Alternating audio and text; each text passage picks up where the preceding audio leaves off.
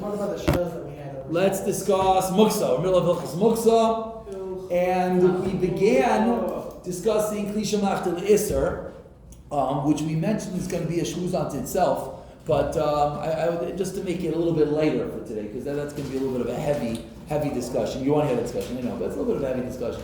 So let's talk about tiltul min hatzad. Tiltul min hatzad. Tiltul min hatzad. We already mentioned that there's something called tiltul, moving muktzah, and then there's something called negiah, touching muktzah. Negias muktzah, we learned the chiddush is mutter. Tiltul muktzah, moving muktzah, we learned, hopefully not the chiddush, is forbidden.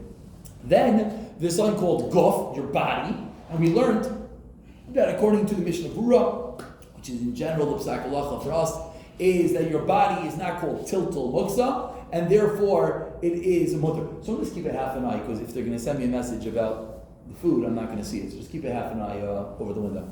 Okay, or if you see pop up on my phone as we're continuing. I just don't want to cause anyone agus nefesh over here, including the guy outside trying to break in and prefer food. But okay, the truth is, I probably should pop up here also if something comes through. So let's continue. So that's good. So again, tiltul aser, negiah touching mutter, gof mutter. Okay, so that's how we learned. I don't know. We'll maybe take a poll afterwards. How many people it's B'Shabbat Shabbos utilize that? They're of gof. Utilize it. But now it's called tiltul min hatzad. Tiltul min hatzad is called indirect. Not people who tried then ended up. Is so that wasn't nice. So what's good? Tiltul. What does gof mean? Gof means body. Gof means body, and we explained that legs, face, torso, back end, back. It's all called body. Arms, atzile yada. These are your atzile yada, the back of your hands. We mentioned that the Mishnah Berurah calls it. The Mishnah Berurah calls it tiltul min hatzad. Other places can call it tiltul begof. I think it's the Graz. The Shulchan Aruch calls that tiltul begof, and that's why we mentioned you could be mingle. But now let's say what is tiltul min hatzad? Tiltul is indirect movement of muktzah. For example, I am holding a dvar heter. I don't have any dvar heters next to me. A dvar heter. Here we go. Here's a dvar heter. This is a dvar heter. Okay? If I go and I pick up the pen and I move the pen with this dvar heter, so I'm moving the pen. Tiltul min hatzad. Tiltul min hatzad. Is that allowed? Is that allowed? Let's just understand. The muktzah is moving, but I am not moving it directly. Indirect movement of muktzah. We mentioned that the Mishnah Berurah calls the back of your hands indirect movement of muktzah. The answer to this question is that indirect movement of muktzah, tiltul min hatzad, is a mutter litzayrech gufay umekaymay. And I'm going to say L'tzayrech Shabbos. L'tzayrech Shabbos. Now, what I just said really means rayas, kama v'kama rayas, which we don't really have time to discuss right now. But let's just go for the normal case. The only time you're going to be moving tiltul min hatzad is not on Kli Shemachta L'Isser if you need gufay or mekayim. English, if I have a pen, then I'm utilizing the pen either for itself, scratch my head, or the place, I want to use the place, I'm allowed to move it directly. So when am I going to be utilizing tiltul min hatzad? I'm going to be utilizing it either that the pen is outside and it's going to get ruined, and I'm not allowed to bring it in straight. But can I move it indirectly to bring it inside? Everyone understand the question? Or if I have muktzah gomer, I have my rock, which I'm not allowed to move for any reason. But what if I move it indirectly? I want to move my rock indirectly for what? L'tzayrech. Well, gufay is not going to exist, right? Because there's no such entity of gufay of the rock. So they'll call it mekaymai. I need the place. So I can just move it with my foot. Could I move it with the back of my hand? Very negiah in a freezer. You open a freezer, often someone here mentioned in a drawer, barring you're allowed to open the drawer. In a closet, you have a bunch of muktzah items, and you want to get something behind it. So the easiest way to do it is you're going to move it with the back of your hand and get the item behind it. That's called tiltul min hatzad. I'm moving the muktzah item, a frozen raw piece of meat. Pashtus is muktzah. Unclear if that's true what I just said, but let's take on, like most people take on that as muktzah. Unclear because many people in this room, especially we've seen how you all eat, for sure would be ordering carpaccio if you were able to, even if it wouldn't fill you up and you'll be starving the rest of the day. But yeah, we all know what we're talking about. Rabbi David. Baruch Hashem. They don't know his first name or last name, so it's okay. So maybe meat shouldn't be muktzah. Maybe meat shouldn't be muktzah. But let's say it is like the Vel takes on. If I'm moving it indirectly, litzayrech mikaima, that's going to be mutter. Why is it mikaima? I need to get it out of the way to get behind it. That is called mikaima. You could only move it directly for its place if what level of muktzah is it? Kli shemalach le'isr.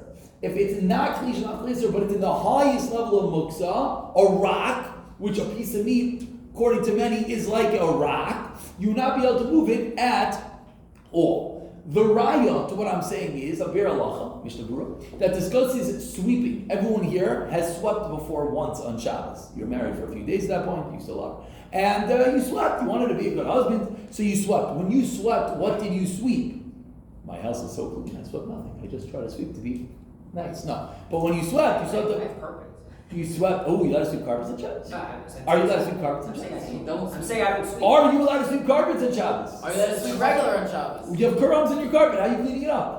You still haven't told us we're allowed to sweep regular on Oh, Shabbos. I'm sorry. So you're allowed to sweep regular Shabbos. So you all know that you're allowed to sweep regular on Shabbos because you've all done it. You're allowed to sweep. The problem is, what are you moving when you sweep? You're moving muktzah. You're moving inedible food. You're moving the broken plate that you just shattered. You're moving all the garbage that you did not clean up Erev Shabbos, all the bits of paper that you made confetti all over. I don't know why. I have no clue what's going on in your house, but you had some drunken party with confetti and broken dishes. But you're moving all. I'm just trying to find something that's actually muktzah. It was hard, but let's go. All the items on your floor. Why not move them? Says the Mishnah Berurah, it's tiltul min hatzad. Am I picking up with my hands? No. I'm using the broom. Tiltul min hatzad litzoyrech. What? Not the item. Either mekaymai, the Mishnah Berurah Be'er Halacha used the lashon litzoyrech Shabbos. Tzorech Shabbos. This is a large discussion. One day we'll learn Muktzah properly and we'll be able to really dig our teeth into this idea. But the Mishnah Berurah says L'tzorech Shabbos. Now, what's the difference between Tzorech and Mekayim and Tzorech Shabbos? If you think hard enough, you'll figure out a case where there could very well be a difference. So the answer is, you think a case? I just had a case. My phone was going maybe off. your friend. My friend. Yes. Yeah. No, so your case is not good. Case is not good, but I'm going to conclude with your case anyways. That's ultimate outside. I would like to move your case because your case is not moving with your hand directly, and I'd like to talk about that because that is the most okay case in the world. Here we go. We're going to conclude with this. That's the basic halacha of tiltum and outside. We'll discuss more about this. Don't worry. But if you have your phone, can I have a phone for demonstrative purposes? No one has a phone. Wow, you're all so chashav. Okay. He's using his. Yeah. So give me a phone. Thank you. That's not a Perfect. They have purpose. This is great. Let's bring back some memories of a fight I had with a very chashav Rosh Kollel, and he wanted to tell me this was 9 years ago. So he said a smartphone is bivadai muksmach sarkis. You already know my opinion on the matter. But 9 years ago, maybe it was different. So I said, fine. What if you put it in the Halachah OtterBox? It's in the OtterBox. It's in the OtterBox. Everyone verstees the OtterBox? Yeah, the OtterBox. He didn't want to make me dive. He really wanted the phone to fall to show the OtterBox works. So he's in the OtterBox. This is not the bulletproof OtterBox. This is level 2. This is the commuter series. Very good. So this is obviously we know that for Muktzah. Yeah. We looked it up. So this is so he wanted to get. I'm just telling you his lumdus. It was like a geschmack lumdus. He wanted to say the phone is bottled to the case and it's still Muktzah. And I said, but you're not makbid anymore. So how could it be Muktzah? And he said, no, it's more chashiv.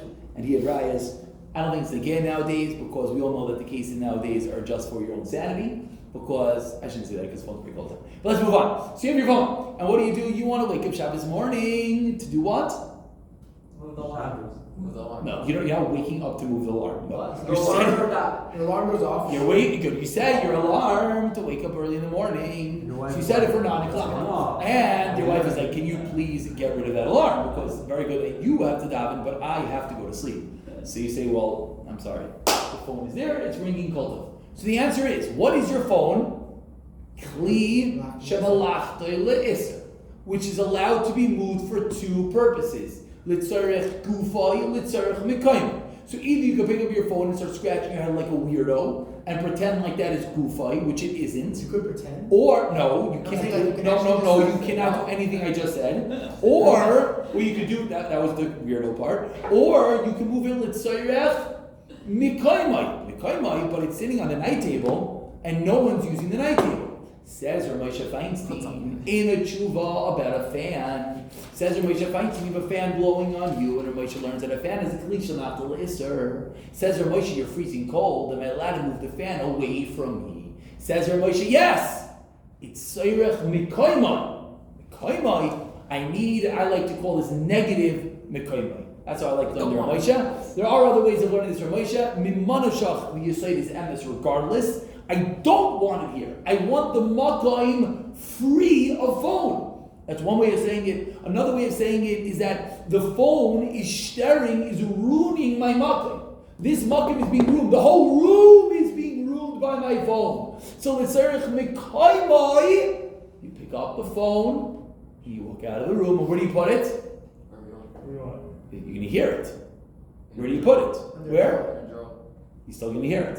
Under a towel. On the towel. You turn it off. So the Eitzah is, we're not going to mention when she was that loud, people turning off phones, I don't know what just happened. But, so the Eitzah is, this is not to do with Halachah, you put it in the dryer.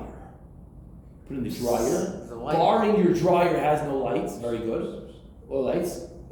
Or the washing machine is very good, it's sealed also. But Don't forget that it's there for Shabbos. don't do what some people did and started the cycle with the phone inside. And Baruch Hashem, kosher phones could withstand a dryer cycle. Let's say A washing cycle, excuse me.